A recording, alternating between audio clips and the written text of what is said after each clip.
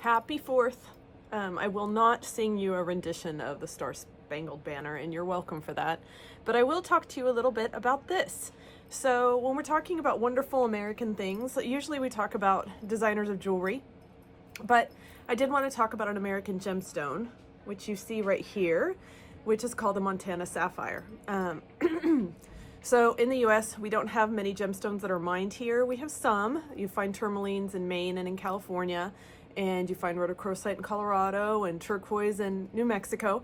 But in general, we don't get as many as, for example, if you're in Madagascar or in parts of Africa or the Asian subcontinent or Brazil.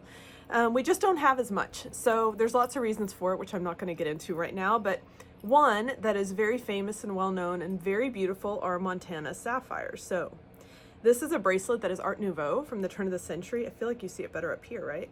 And it's what you call a ladder link, because you see you go up, right?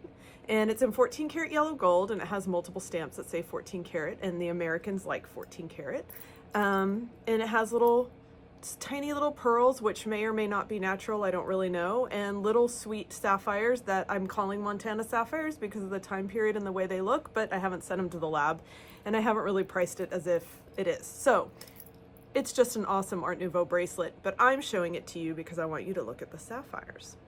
Okay, so in Montana, they were actually mining for gold, right? And they ended up finding these little pebbles when they were sluicing in the rivers. So this is an alluvial find. And there was one really famous find called Yogo Gulch.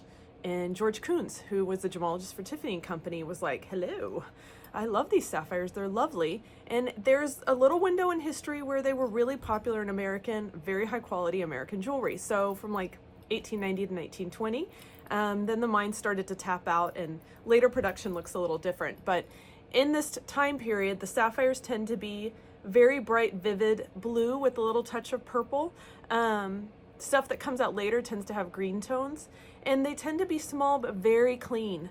Sometimes I think of them as being just a touch paler than what you think of as normal sapphires, and they tend to be a shallower cut too. I don't know if that's just the way that the rough is found or what, but you find it a lot in really beautiful Art Nouveau jewelry. We know Art Nouveau is a really short period with a lot of asymmetrical lines, a lot of whiplash. If you look at this up close, you see the whiplash design in these links.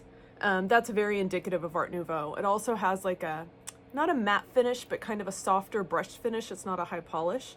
And it's all the things that I would be looking for, especially the fact that it's really open and airy for turn of the century. So in honor of our nation's birthday, I wanted to teach you about something really amazing that I really love. And I think that when I see it, I always get kind of gleeful, like, oh my God, look at that. That's which I do with all jewelry anyway, because I'm that person. So anyway, I hope you have a happy and safe 4th.